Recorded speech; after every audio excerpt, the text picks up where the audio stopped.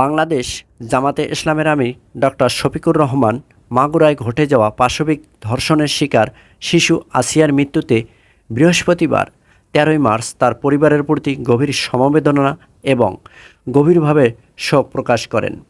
এছাড়া এর পাশাপাশি এই দিনটিকে আসিয়া দিবস হিসেবে পালন করার জন্য সরকারের প্রতি প্রস্তাব দিয়েছেন তিনি।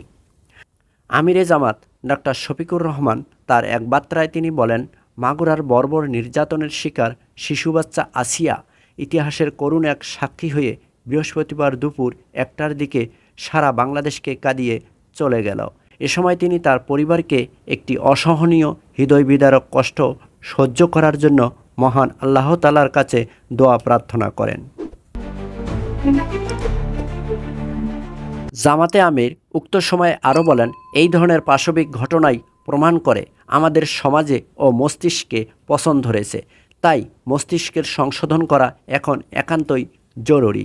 আমিরে জামাত বলেন, আমাদের বর্তমান ও ভবিষ্যৎ প্রজন্মের জন্য বাংলাদেশকে নিরাপদ ও বসবাসযোগ্য গড়ে তুলতে নিজ নিজ জায়গা থেকে সংশোধনের পাশাপাশি সামাজিক আন্দোলন গড়ে তুলতে হবে।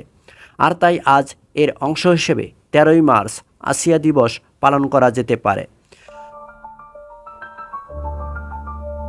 তিনি বলেন, যার মূল উদ্দেশ্য হবে শিশুদের সুরক্ষায় মানুষের মধ্যে সচেতনতা বৃদ্ধি।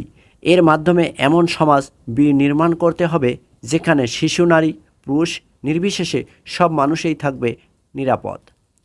এ সময় তিনি আরও বলেন, মানুষ নামের যে পশুরা পাশবিক লালসা চরিতার্থ করতে গিয়ে নিষ্পাপ এই শিশুটির জীবনের আলো নিভিয়ে দিল, আমি তাদের কঠিন থেকে কঠিনতম এবং সর্বোচ্চ শাস্তির দাবি জানাচ্ছি।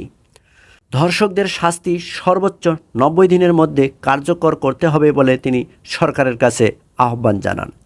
এমন শাস্তি কার্যকর করতে হবে যা দৃষ্টান্ত হয়ে থাকবে যুগের পর যুগ।